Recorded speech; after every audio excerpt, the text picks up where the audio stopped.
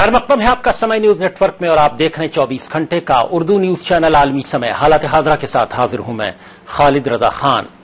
आम आदमी पार्टी में मचा खलफशार थमने का नाम नहीं ले रहा है। पार्टी में इल्जामात का दौर जारी है। राजेश गर्ग के बाद अब आम आदमी पार्टी के ही शाहिद आजाद ने एक स्टिंग मंजर आम पर लाया है, जिसमें उन्होंने अरविंद केजरीवाल पर अक़लियत मुखालिफ होने का इल्जाम लगा है। क्या इस स्टिंग के बाद अरविंद केजरीवाल का सच सामने आ गया है? क्या आम आदमी पार्टी भी मजहब और जात पात की सियासत करती है? इसके अलावा हम बात करेंगे मुंबई हमले के मास्टरमाइंड ज़कीउर रहमान लखवी की रिहाई पर मचे वबाल की। भारत सरकार ने इसकी सख्त मुखालफत की है। वहीं पाकिस्तान का कहना कि कानून के मुताबिक ही लखवी की रिहाई हुई है। क्या हाफिज सईद और लखवी जैसे मतनाज़ा शख्सियात को आजाद घूमते रहने के बाद भी हिंद पाक के बीच रिश्ते बेहतर हो सकते हैं? इन्हीं मौज़ूआत पर बातचीत के लिए हमारे साथ स्टूडियो में मौजूद हैं सीनियर सहाफ़ी और सियासी तजज़ियाकार अब्दुल कादिर शम्स साहब। आपका आलमी समय स्टूडियो में खैर मकदम है। इनके अलावा हमारे साथ फोन लाइन के जरिए आम आदमी पार्टी के सिलसिले में जब हम बात कर रहे होंगे स्टिंग ऑपरेशन के सिलसिले में, तो आम आदमी पार्टी के लीडर प्रबल प्रताप सिंह हमारे साथ गुफ्तगू में शामिल हो रहे होंगे और बीजेपी लीडर आतिफ रशीद साहब भी बातचीत में फोन लाइन के जरिए शामिल हो रहे होंगे। और जब हम पाकिस्तान के ज़कीउर रहमान लखवी की रिहाई के सिलसिले में बात कर रहे होंगे तो हमारे साथ अलीगढ़ से फोन लाइन के जरिए गुफ्तगू में शामिल हो रहे होंगे AMU से वाबस्ता उमूर पाकिस्तान के माहिर डॉक्टर राहत हसन साहब भी। तो आइए शुरू करते हैं अपना खुसूसी प्रोग्राम हालात हाज़रा।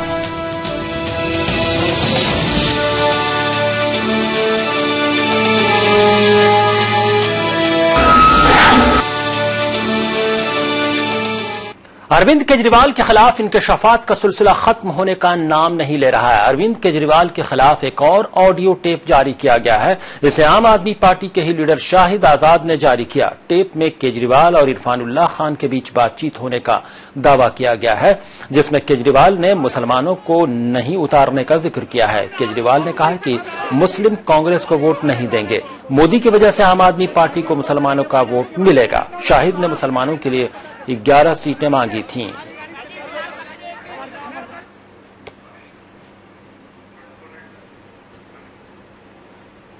इस मुबैना टेप को जारी करने वाले आम आदमी पार्टी के ही लीडर शाहिद आजाद का कहना है कि इससे केजरीवाल का एक और चेहरा सामने आ गया है। केजरीवाल साहब ने कहा कि मुसलमानों का जो कि हिंदुस्तान का जो आईन है, जो कॉन्स्टिट्यूशन है, वो कॉन्स्टिट्यूशन भी कहता है, वो इसके रिप्रेजेंटेटिव कैरेक्टर को प्रिजर्व करने की बात करता है। जब रिप्रेजेंटेटिव कैरेक्टर को प्रिजर्व करने की बात करता है तो मुस्लिम भी उसी समाज का हिस्सा है, उनके भी रिप्रेजेंटेशन की बात आ जाती है उसमें। और रिप्रेजेंटेशन का मतलब होता है कि उनकी किसी भी कम्युनिटी की नुमाइंदगी उसके नंबर के हिसाब से हो। उसको उसकी लाइट में केजरीवाल साहब ने, ये मेरा कहा हुआ नहीं है, केजरीवाल साहब ने खुद इंडिया इस्लामिक सेंटर के अंदर उन्होंने कहा कि मुसलमानों की सीट की बात लोग हमसे पूछते हैं, लोग पूछते हैं, कोई 10 कहता है, कोई 12 कहता है, मैं तो कहता हूं 18 सीट मिलनी चाहिए और मैं 18 दूंगा।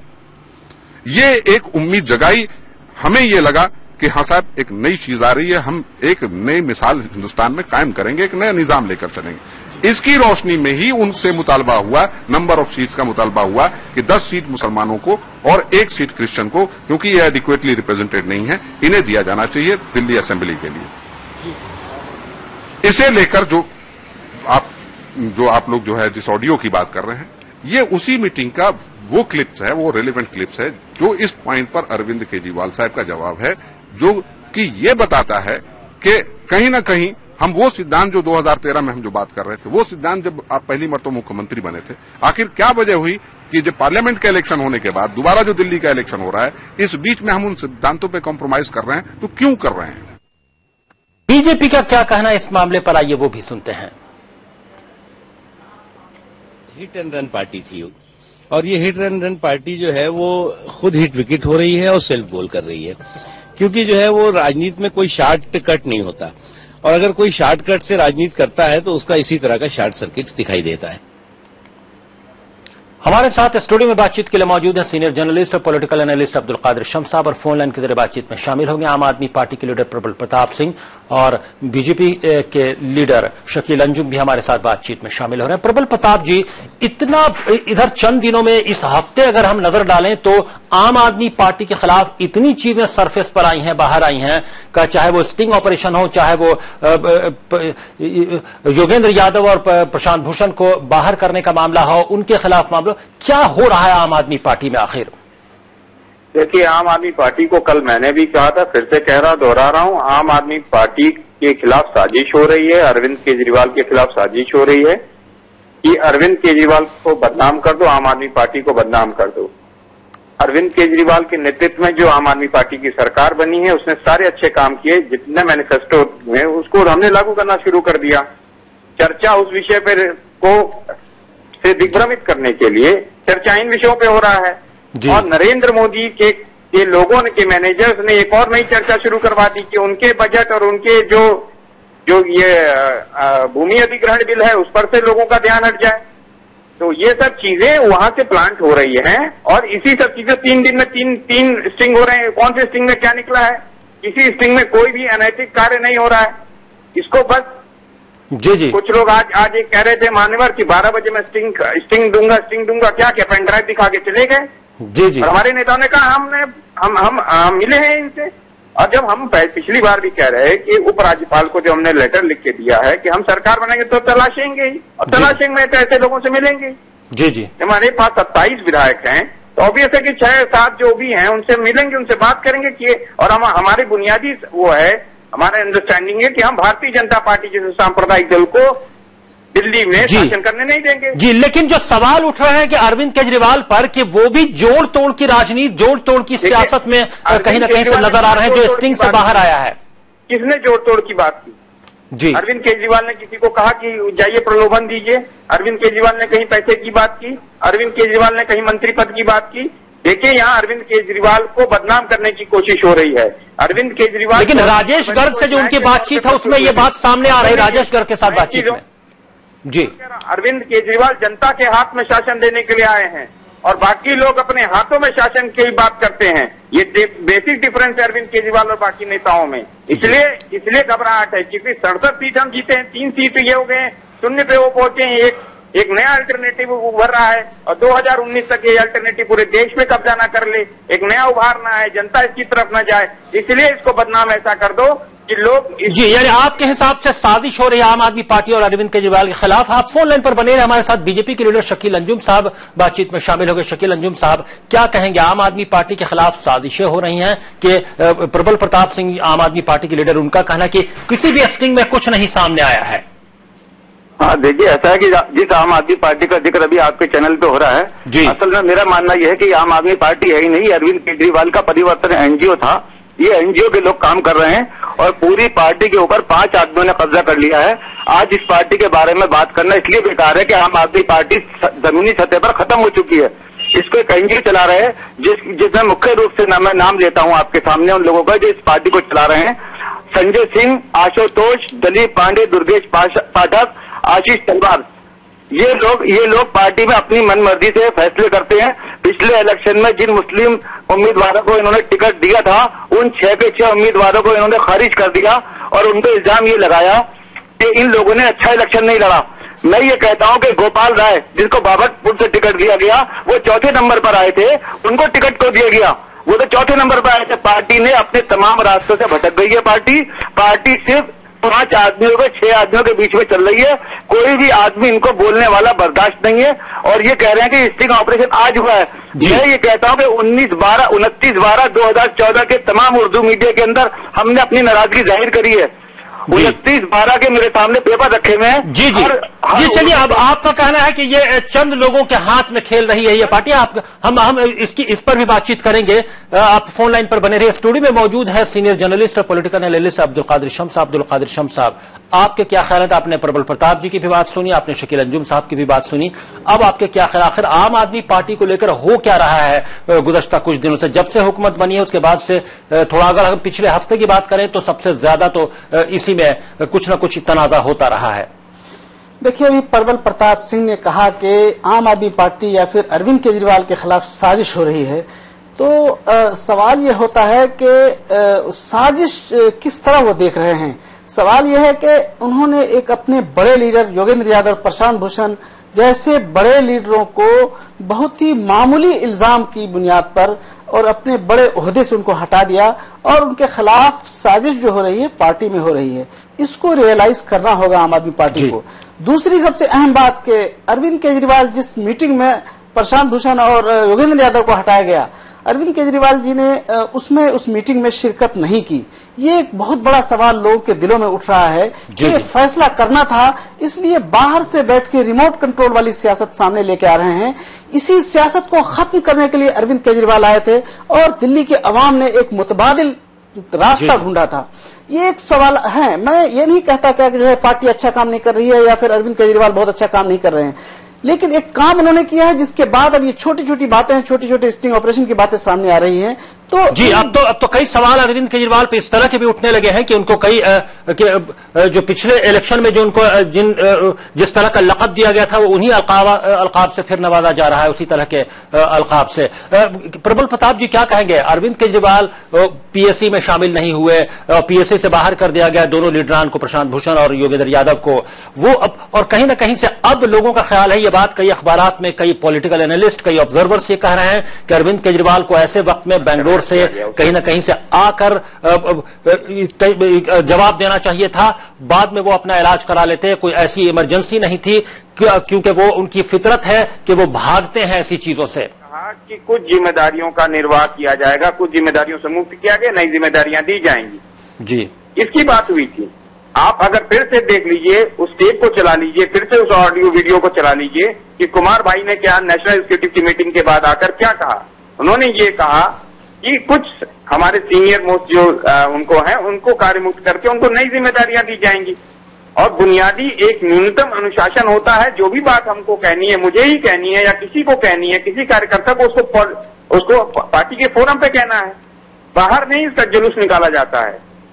तो ये सब चीजें पार्टी संगठन आपका ही सहारा है, सहारा न्यूज चैनल है, वो न्यूज चैनल में जो भी आपका इंडोर होता है तो आप लोग का भी न्यूनतम अनुशासन है कि आप लोग अंदर बात करते हैं जी। और दूसरी एक और चीज मैं कहता हूं, एक पत्रकार के आवाज उठाया है अरविंद केजरीवाल ने, और एक मीडिया ग्रुप अरविंद केजरीवाल के स्टिंग को दिखा रहा है, और उसी का एक पत्रकार कोई था जिसके खिलाफ अन्याय हो रहा था, उसके खिलाफ अरविंद केजरीवाल ने उस पत्रकार के साथ खड़े हुए। आप पत्रकार हैं, आपके खिलाफ अगर कोई कार्य हो रहा है तो उसके लिए भी अरविंद केजरीवाल स्वयं खड़े रहे। जी जी वो भी कुछ लोग मीडिया के लोग भी हैं, कुछ बाहरी ताकतें भी हैं जो हम लोग को नहीं चाहती हैं कि जनता के हाथों में, वो सोच रहे हैं ये किस तरह की सत्ता है जी। जो मोहल्ला सभा करेगा, मोहल्ला सभा करके मोहल्ला सभा में जनता बताएगी कि सड़क का निर्माण कितने करना है, इसका करना है, भागीदारी होगी। इस तरह का लोकतंत्र नहीं चाहते हैं कुछ लोग चाहते हैं कि उनके हाथ में ही सत्ता रहे जी। इसलिए अरविंद केजरीवाल और आम आदमी पार्टी जी, अरे आप इस पर अडिग हैं कि आप आम आदमी पार्टी के खिलाफ साजिश हो रही है? अडिग हूं मैं, 100% कह रहा हूं। मैं कह रहा हूं कि हमारे मंत्रियों को जाके देखिए कि वो काम कर रहे हैं कि नहीं कर रहे हैं। मनीष सिसोदिया इस समय काम कर रहे हैं कि नहीं कर रहे हैं,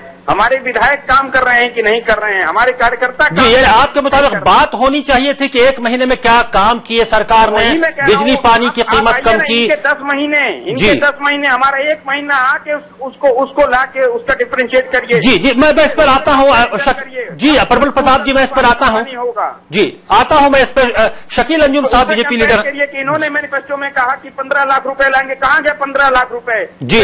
महंगाई कम होगी, कहाँ गई महंगाई? क्या जी मैं ये सवाल करता हूं, मैं बीजेपी के लीडर से यही सवाल मैं पूछता हूं। शकील अंजुम साहब, महिलाओं का अपमान हो रहा है जी। शकील अंजुम साहब आप क्या कहेंगे? ये प्रबल प्रताप जी का कहना है कि जो बड़े इश्यूज जिस पर बीजेपी हुकूमत, जो मरकज की सेंटर की हुकूमत नाकाम रही है, उससे अटेंशन डाइवर्ट करने के लिए इस तरह की चीजें आम आदमी पार्टी के साथ की जा रही हैं, इस तरह की साजिशें रची जा रही हैं। कहां गए वो 15 लाख रुपए? लैंड एक्विजिशन बिल का मामला है या और भी कई मामला हैं जिस पर सरकार कहीं ना कहीं से नाकाम होती नजर आई है मरकज की, उससे अटेंशन डाइवर्ट करने के लिए इस तरह से साजिशें की जा रही हैं। ये अपने मुद्दे से भटकाकर सेंट्रल गवर्नमेंट की बातें कर रहे हैं। यहाँ बात हो रही है आम आदमी पार्टी की। आम आदमी पार्टी ने जिस तरह मुसलमानों के साथ विश्वासघात किया है, जिस तरह साजिश करके उन्होंने इस पार्टी को खराब किया है, बात इस मुद्दे की हो रही है कि आम आदमी पार्टी जो आज घिरी हुई है स्टिंग ऑपरेशन में, और एक नहीं हजारों स्टिंग ऑपरेशन है, इन लीडरों के हजारों स्टिंग ऑपरेशन है कि इन्होंने, जब हमने अरविंद केजरीवाल, लेकिन शकील अंजुम साहब ये कहना है प्रबल प्रताप जी का, इस स्टिंग जो भी स्टिंग सामने आए हैं उसमें है क्या? उसमें कुछ कॉन्क्रीट नहीं है कोई बात। उसमें अरविंद केजरीवाल साहब कह रहे हैं कि मुसलमानों की मजबूरी है हमको वोट देना, हम 11 टिकटें क्यों दें आपको? हमारा रिजर्वेशन हमने जब लेके गए तो वहां पर बैठ के सीनियर लीडर ये कह रहे हैं कि हमने अक़लियती दिन इसलिए नहीं बनाया था कि आप टिकट लगेंगे। तो भाई किस लिए बनाया था वो बता दो। इसका जवाब नहीं दे रहे हैं कि वो अक़लियती विंग किस लिए बनाया गया था। अक़लियती विंग बनाया था इसलिए कि मुसलमानों की तमाम तकलीफें, मुद्दे अक़लियती विंग बना के रखेगा। और पिछली मरतबा मेरी बात सुनिए, आप इनसे ये पूछिए कि पिछली मरतबा 6 मुसलमानों को टिकट दिया और इस मरतबा 6 के 6 मुसलमानों को हटाने की क्या वजह थी जी। और जब हमने अरविंद केजरीवाल से मुतालबा किया SIT का कि आपने सिखों के लिए SIT बनाइए, बटला हाउस इनकाउंटर की भी इंक्वायरी कराइए, तो अरविंद केजरीवाल ने मना कर दिया इस बात को जी। जी चलिए, बहुत सारे सवालात हैं, लेकिन सबसे बड़ी बात यह है कि आखिर जिस पार्टी से आवाम ने इतनी उम्मीदें वाबस्ता कर रखी थी, जिस पार्टी को इतनी जबरदस्त मेजोरिटी के साथ जिताया था आवाम ने दिल्ली के, आखिर क्यों उस पर इतने सवालात उठे? क्या वो भी दूसरी आम पार्टियों की तरह ही हो गई है? इसका जवाब जानते हैं अब्दुल कादिर शम्स साहब ने। अब्दुल कादिर शम्स साहब, क्या कहेंगे इस सिलसिले में आप? देखिए, वाकई ये बात तो सही है कि आम आदमी पार्टी और अरविंद केजरीवाल से मुसलमानों के साथ साथ पूरे दिल्ली के अवाम को एक खास बहुत ज्यादा तवक्कुआत थी। मुझे खुद अच्छी तरह याद है कि एक बार मैंने खुद अरविंद केजरीवाल से सवाल किया था जब शाजिया इल्मी को उन्होंने पिछले इलेक्शन में खड़ा किया था, एक ऐसे हल्के से जहां मुसलमानों की तादाद बहुत ही कम है। तो उन्होंने बड़ी अच्छी मिसाल दी थी कि मौलाना अबुल कलाम आजाद को जब रामपुर इलेक्शन लड़ाया गया, जो इतने बड़े लीडर थे कि ताकि वहां मुसलमान ज्यादा है इसलिए जीतेंगे, मैं इसी सियासत को बदल देना चाहता हूं कि जहां मुसलमान वोटर कम हो उसके बावजूद हम मुस्लिम कैंडिडेट देंगे और उसको जिता कर लाएंगे। लेकिन पिछली बार देखा शाजिया इल्मी बहुत कम वोट से हार गई थी। तो मुझे लगा था कि अरविंद केजरीवाल वाकई अपने इस मौके पर बहुत मजबूती से आगे बढ़े हैं। लेकिन अभी जो हालिया स्टिंग ऑपरेशन सामने आया है उसमें वो कहते नजर आ रहे हैं कि मुसलमान मजबूर हैं, बीजेपी को रोकने के लिए वो आम आदमी पार्टी के पास जाएंगे। इसी सवाल पर इस हिंदुस्तान के मुसलमानों का रोना है कि ये मजबूरी पर या फिर यह मजबूर बनाकर मुसलमानों को वोट बैंक क्यों बनाना चाहती है पार्टियां।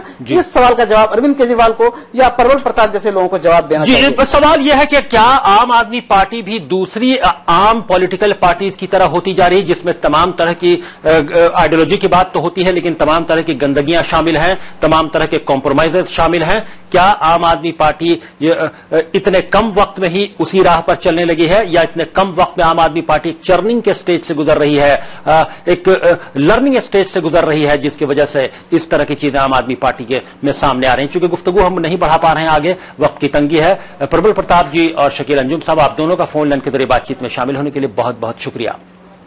अब्दुल कादिर शम्स साहब स्टूडियो में बातचीत के लिए मौजूद हैं। हालात हादरा में वक्त हो गया ब्रेक का। ब्रेक के बाद आएंगे तो हम बात करेंगे कि पाकिस्तान में इस्लामाबाद की हाई कोर्ट ने ज़कीउर रहमान लखवी, जो मुंबई का मास्टरमाइंड है, उसमें शामिल रहा है, उसको फिर से जमानत दे दी है और ये कहा है कि ऐसा कोई जवाब नहीं कि ज़कीउर रहमान लखवी को गैर कानूनी तरीके से जेल में रखा जाए। इससे यकीनी तौर पर कहीं ना कहीं से हिंदुस्तान को तकलीफ हुई है और मुंबई का मास्टरमाइंड के साथ इस तरह से उसे अगर खुला छोड़ दिया जाए तो क्या ये दोनों मुल्कों के बीच रिश्तों को मजबूत करेगा? क्या यह पाकिस्तान के लिए भी नुकसानदेह साबित नहीं होगा? इसी सिलसिले में पाकिस्तान के जो हाई कमिश्नर हैं दिल्ली में, उनको वजारत खारजा में तलब भी किया गया और शिकायत दर्ज की गई। इसके तमाम पहलुओं पर गुफ्तगू करेंगे और गुफ्तगू में अलीगढ़ से फोन लाइन के जरिए शामिल हो रहे होंगे हमारे साथ AMU से वाबस्ता उमूर पाकिस्तान के माहिर डॉक्टर राहत हसन साहब भी फौरन हाजिर होते हैं।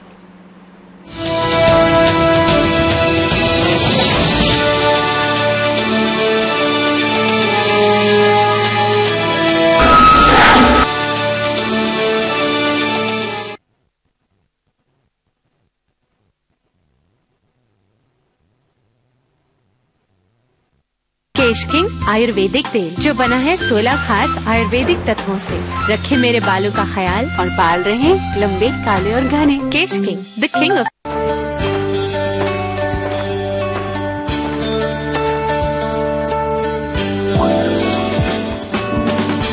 जी हाँ, किसान विकास पत्र वापस आ गया है। 100 महीने में निवेश दुगना, 2.5 वर्ष बाद भुगतान की सुविधा। संपर्क करें अपने नजदीकी डाकघर से।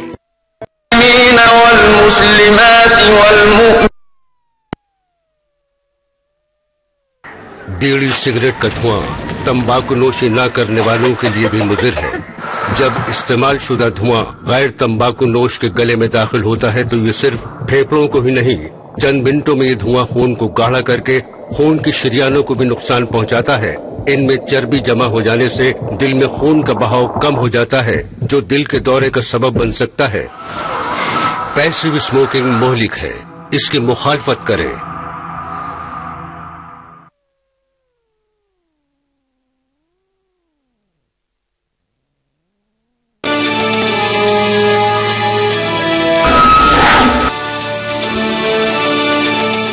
ब्रेक के बाद आलमी समय में आपका फिर खैर मकदम है। आप देख रहे हैं हमारा खुसूसी प्रोग्राम हालात हाजरा। स्टूडियो में बातचीत के लिए गुफ्तगू के लिए मौजूद हैं सीनियर सहाफी और सियासी तजज़ियाकार अब्दुल कादिर शम्स साहब, और इस सेगमेंट में फोन लाइन के जरिए अलीगढ़ से गुफ्तगू में शामिल हो रहे हैं AMU से वाबस्ता उमूर पाकिस्तान के माहिर डॉक्टर राहत हसन साहब। आपका खैर मकदम है। मुंबई हमले के मास्टरमाइंड और लश्कर तैयबा के चीफ ज़कीर रहमान लखवी को एक बार फिर जमानत मिल गई है, जिसे देखते हुए वजारत खारजा ने पाकिस्तानी सफीर को बुलाकर पूछताछ की। हालांकि इस मौके पर सफीर अब्दुल बासित ने कुछ बताने से तो इनकार कर दिया, लेकिन ये जरूर बोला उन्होंने कि अभी कानूनी प्रोसेस जारी है। वाज़ेह रहे कि लखवी को इस्लामाबाद हाई कोर्ट से ये जमानत मिली है। साथ ही कोर्ट ने जमानत देते हुए ये भी कहा कि लखवी को हिरासत में रखने का कोई जवाज नहीं बन रहा है और ये पूरी तरह गैर कानूनी है।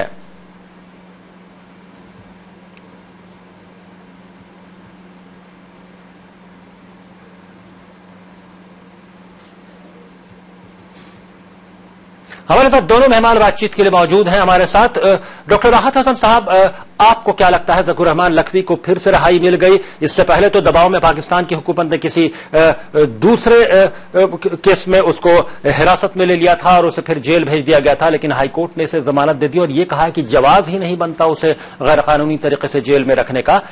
किस तौर पर इसे देखा जाना चाहिए दोनों मुल्कों के रिश्तों के तनाजुर में?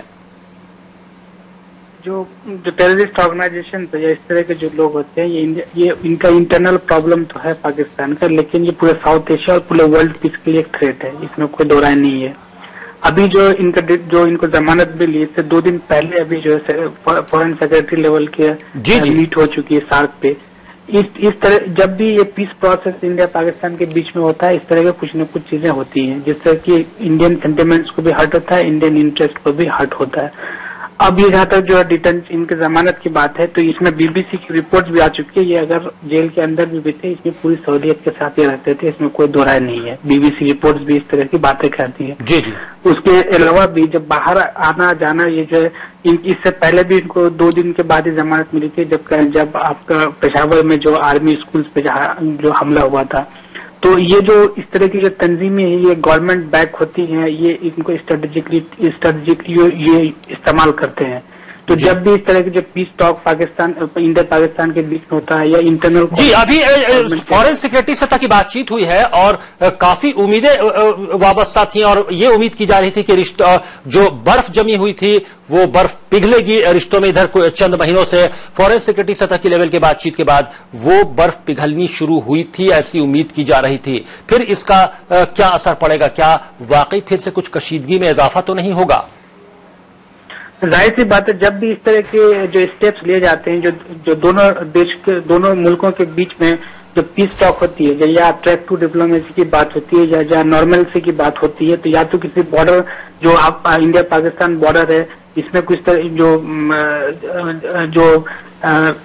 जो लोग वहां पे हैं। क्या ये माना जाए डॉक्टर राहत हसन साहब कि पाकिस्तान की हुकूमत ने मजबूत तरीके से केस की पैरवी नहीं की अदालत में, इस वजह से ज़कीर रहमान लखवी को बार बार जमानत मिल जाती है? इसमें जो आपके स्पेशल इन्वेस्टिगेशन एजेंसीज है, फेडरल इन्वेस्टिगेशन एजेंसीज है, इनके तरफ से कई सारे रिपोर्ट्स गवर्नमेंट की तरफ से दिए गए हैं, लेकिन उन्हीं के कई मेंबर्स ऐसे हैं जो खासतौर पर फेडरल इन्वेस्टिगेशन एजेंसीज के, उन्होंने ये भी वाज़ेह किया है, या जो मीडिया से जो मीडिया सोर्सेस से जो चीजें आती हैं, उसमें ये कहा गया कि उसमें कोई भी, यहाँ तक कि कोई वकील जो है इस केस को परस्यू करने के लिए या पब्लिक प्रोसिक्यूटर्स को पाना बहुत मुश्किल हो गया है। तो इस तरह के जो बहुत स्ट्रांग तंजीमें या इस तरह के जो बहुत लोग वहाँ पे जो हैं, काफी पॉपुलरिटी है, उसके अगेंस्ट किसी गवर्नमेंट को, किसी वकील को मिलना भी मुश्किल है।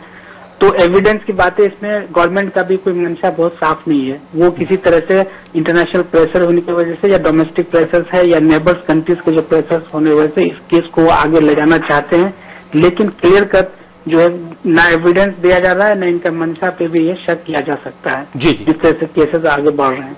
क्योंकि उनके गवर्नमेंट एजेंसीज के लोग भी जो है जो इनडायरेक्टली जो टॉक्स होती है, उसमें उन्होंने भी ये भी कहा कि या तो वकील नहीं मिल रहा है या क्लियर कट एविडेंस भी नहीं है। हमारे यहाँ फॉरेन मिनिस्टर स्टेट इस वजह से कहीं न कहीं से ज़कीर रहमान लखवी जैसे लोग बार बार रिहा हो जाते हैं अदालत से। आप फोन लाइन पर बने रहिए। डॉक्टर राहत हसन साहब स्टूडियो में गुफ्तगू के लिए मौजूद हैं, senior journalist political analyst Abdul Qadir Shams sahab. Abdul Qadir Shams साहब, क्या वाकई पाकिस्तान की हुकूमत जो यूं कहें कि जो इन्वेस्टिगेटिव एजेंसीज हैं जो हुकूमत के मातहत होती हैं वो उस तरह से एविडेंसेस को रख नहीं पा रही हैं? कहीं ना कहीं से उनकी कमजोरी, क्योंकि जब भी बातचीत होती है दो मुल्कों के दौरान, अभी भी फॉरेन सिक्योरिटी सतह की जब बातचीत हुई तो मुंबई हमले का मामला भी उठा, ये जिक्र भी आया। फिर पाकिस्तान की हुकूमत ये वादा करती है कि नहीं कहीं ना कहीं से कुछ पेशकदमी की जाएगी। अदालत में इस सिलसिले में प्रोसीडिंग्स इन कैमरा भी शुरू हो गई कि वो आम तौर पर उमूमी तौर पर जिस तरह से सुनवाई होती, हियरिंग होती, वो नहीं होगी। उसके बावजूद कुछ लखवी के साथ होता नजर नहीं आया, वो बार बार रिहा हो जाता है। देखिए, मुंबई हमलों के जितने भी मास्टरमाइंड हैं, जितने भी गुनाहगार हैं और वो पाकिस्तान में हैं, उनके ताल्लुक से वो जो मुजरिम है वो हिंदुस्तान का मुजरिम है। हिंदुस्तान के पास उसके खिलाफ जो एविडेंस हैं, जो टेलीफोन कॉल रिकॉर्ड्स हैं, जो भी सबूत और शवाहिद हैं, उसको हिंदुस्तान ने पाकिस्तान के साथ शेयर किया है। सवाल यह होता है वहां जो अदालतें उसको जो है जमानत पर रिहा कर देती हैं, अदालत की या जज की कोई ऐसा नहीं है कि वो उसकी सपोर्ट में है। जी सबसे इंपॉर्टेंट बात यह है कि सरकार को उनके खिलाफ जो एविडेंस दिया गया है उस एविडेंस को पूरी मजबूती से वहां रखने वाला कोई नहीं है। जी सरकार की पूरी डिप्लोमेसी है, एक जिम्मेदारी उसकी जो थी उस जिम्मेदारी से सरकार पीछे हट रही है। पाकिस्तान सरकार जब पीछे हट रही है तो अदालत के पास जब एविडेंस, पाकिस्तान की सरकार ये क्यों नहीं समझती कि ज़कीर रहमान लखवी या दीगर इस तरह के जो वांटेड दहशतगर्द हैं वो उनके मुल्क के लिए भी उतनी ही मुसीबत पैदा करते रहे हैं जितना कि हिंदुस्तान के लिए। ये दीगर मामला है कि पाकिस्तान की का प्रॉब्लम उनका अपना, उनकी अपनी दिक्कत है, वो उनकी अपनी परेशानी है, लेकिन कहीं ना कहीं से अफेक्टेड हम भी होते हैं, तो सवाल उठना लाजमी है। हमारे जहन में भी जो तशवीश है वो लाजमी है। इस तौर पर पाकिस्तान क्यों नहीं देखता कि उनके लिए भी उतनी ही दिक्कत पैदा करेंगे ऐसे लोग? देखिए वो दिक्कतें उनके सामने हैं, लेकिन ये इस तरह के जितने लोग हैं जो पाकिस्तान में रहते हैं, आप गौर करें, खाली लखवी की बात नहीं है, हाफिज सईद की बात है, दाऊद इब्राहिम की बात है, मसूद अजहर की बात है, इस तरह के बहुत सारे लोग हैं जो हिंदुस्तान को मतलूब हैं। ऐसे लोगों को पाकिस्तान सरकार ट्रम्प कार्ड के तौर पर इस्तेमाल कर रही है। वो जब इस तरह के मौके आते हैं, बैनुल-अक़वामी दबाव आता है तो उनके ऊपर थोड़ा शिकंजा सख्त कर देते हैं, लेकिन जैसे ही वो मामला हटता है तो वो ब्लैकमेलिंग की सियासत करने के लिए, हिंदुस्तान को कमजोर करने के लिए, हिंदुस्तान को नीचा दिखाने के लिए वो ऐसे लोगों को ट्रम्प कार्ड के तौर पर इस्तेमाल। डॉक्टर राहत हसन साहब मुख्तसरन जानना चाहेंगे आखिर रिश्तों में कैसे तब बेहतरी आएगी, क्योंकि अभी बातचीत तो हुई नहीं कि फिर इस तरह का कोई मामला हो जाता है, ऐसा ही कोई मामला हो जाता है जो रिश्तों में फिर से कशीदगी या कहीं ना कहीं से तनाव पैदा कर देता है, ऐसा कि दो तरफा बातचीत भी खत्म हो जाती है। जी इसमें जो टॉक जो होते हैं, बातचीत एक तो कंडीशनल होता है। सबसे पहली चीज है कि गवर्नमेंट की जो पाकिस्तान में जो हुकूमत है इसके मंशे की जो बात थी वो हर गवर्नमेंट जो है अपने कॉन्स्टिट्यूएंसीज को सेटिस्फाई करना चाहती है। वहाँ क्या हुआ, हम जिस तरह के लोग चाहते हैं इस तरह की उनके ध्यान में रख के करते हैं।